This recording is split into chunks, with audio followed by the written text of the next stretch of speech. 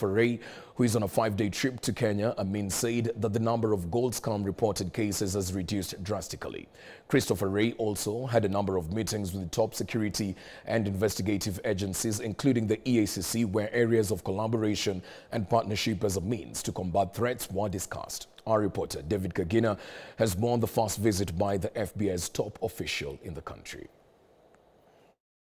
According to the Director of Criminal Investigations, Mohamed Amin, Kenya has been used as a transit hub by gold scammers from the mineral-producing countries, with lawyers being part of the scheme to legitimize and launder illicit money. However, Amin says the agency has managed to downgrade the operation of the gangs, locally referred to as wash-wash. We have so far managed, and I must say that, to downgrade successfully the activities of these gold scammers in Kenya. So much so that they have now relocated to some of our neighboring countries. We have had successful prosecutions. Out of a total of 71 reported cases, we were able to identify, arrest and prosecute 64 people. Some Kenyans and others are foreigners. Amin lauded the FBI's contribution to the investigations of these cases, saying DCI tapped their expertise in social media investigations and the recovery of the proceeds of crime. We have so far investigated a couple, and we are still continuing with the investigations, and several of them are at various levels of investigations. FBI Director Christopher Ray, who is in the country on a 5-day visit, has insisted on the agency's intention to continue collaborating with Kenya in its fight against threats to security, including terror and corruption. Investigating corruption has been at the heart of the FBI's mission for many, many decades, and it is among the most important threats that we investigate, because corruption strikes at the heart of the rule of law and in public confidence in their institutions and governments. Ray also paid a courtesy visit to the Ethics and Anti-Corruption Commission boss, Twalib Mbarak. On his part, the EACC boss stamped corruption as a transitional crime that calls for collaboration with agencies from different countries, highlighting the gains made so far through partnerships. The visit, which is also marked with the same visit by the director to the ODPP and other agencies, give us a mileage that the EACC is recognized and is a reputable organization and is serious in the fight against corruption. David Kagina, K24, Nairobi. It is the end of the road for Medihill Hospital, Nakuru branch, after 6 months of closure. Tango auctioneers today seized 10 hospital vehicles, among other hospital equipment, to offset a 40 million debt as directed by the Nakuru High Court on the 4th of June. This is the second private hospital to face shutdown after War Memorial was closed down in February 2024. This has left hundreds of medical workers unemployed. Mobi Wambugu reports. 2022, Medihill Hospital started to go downhill as financial troubles hit the facility with various branches across the country. At some point, the hospital could not manage to pay its employees. This was the scene at the Medihill Hospital Nakuru branch as Tango auctioneers seized the vehicles and other hospital equipment. John Mothe, the director of the auction company, said they are expecting to seize equipment worth 40 million Kenyan shillings to offset the debts owed by the hospital. Everything I'm doing is from court, and this verification is that I need a technician from the inside here who will show me how I'm going to remove the necessary machines, and I'll be very cautious not to touch the sensitive ones which can save lives of human beings. The amount collected from the sale of the gadgets will be used to repay the hospital's employees, including 17 doctors. I have a warrant of 40 million, which is the plaintiffs are the doctors who have not been paid by the owner of this hospital. And I have instructions from the court to attach what belongs to Medihill to recover the money. Muthe further announced that another pending court order will add 13 million to the 40 million, accumulating the debt to 53 million Kenyan shillings. if I do what I'm going to seize, and I see that it cannot pay the dent, I'll completely seize the hospital.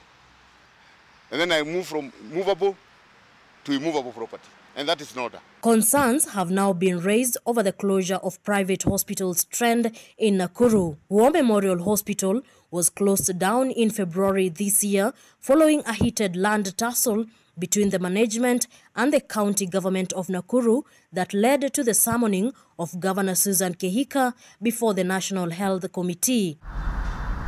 The closure has left hundreds of health workers and other casual laborers jobless. Insiders have claimed that the closure of the Medihill Hospital is as a result of frustrations from the government due to the political stand of the directors of the hospital. Mombi Wambogo, K24 TV, Nakuru County. The government has declared a crackdown on unlicensed pharmacists involved in sale of counterfeit medicine and over-the-counter drugs that negatively impact on public health. This came from Deputy President Rigathi Gachagua as he launched the 60th Pharmaceutical Society of Kenya Scientific Conference, emphasizing the government's fight against drug abuse. Here's Ben Kireda with more details. Medicine accounts for 30% of the market in Kenya, valued at 15 billion shillings. This means that thousands of Kenyans could be consuming medication that poses more harm than good, with innocent consumption posing a great risk of drug resistance for diseases. We have a lot of young people getting a lot of syrups and mixing them with other things to get a very dangerous combination.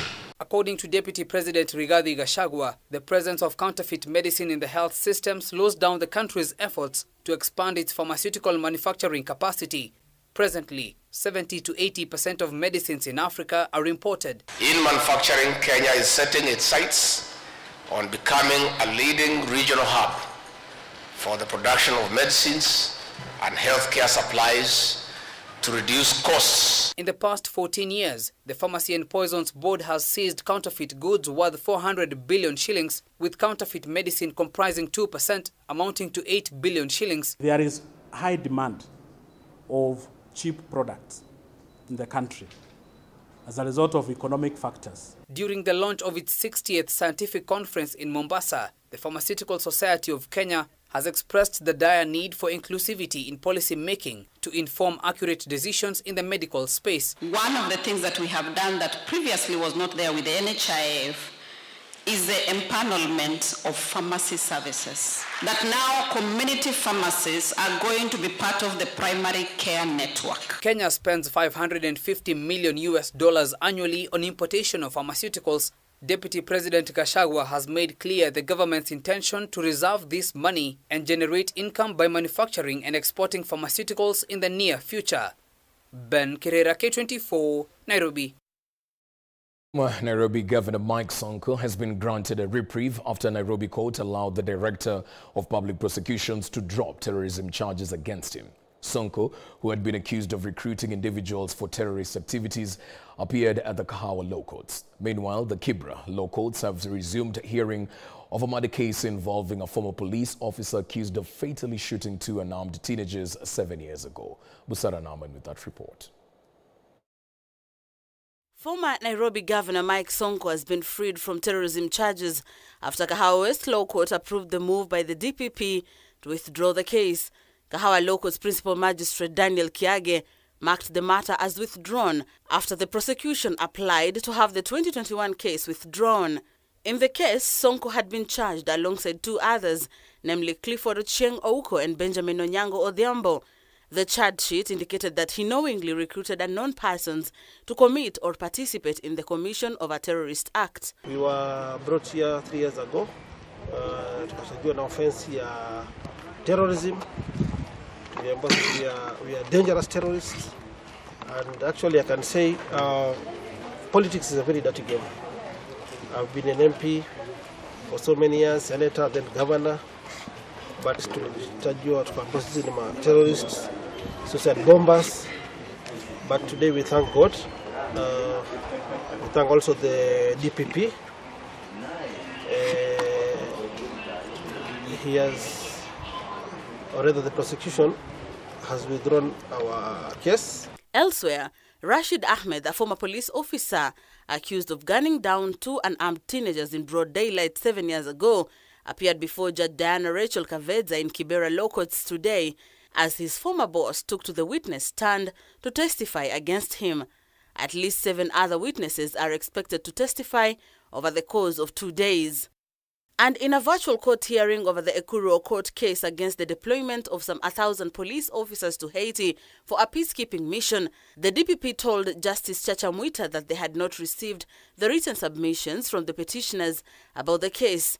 Despite the petitioners claiming that they had already served all the respondents, the court directed the petitioners to serve the DPP.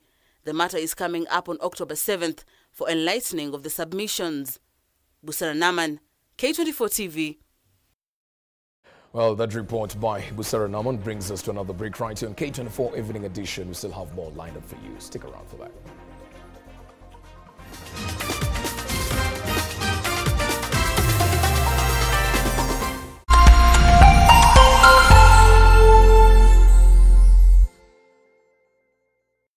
Have you watched K24? We would love to hear from you. Send us your feedback.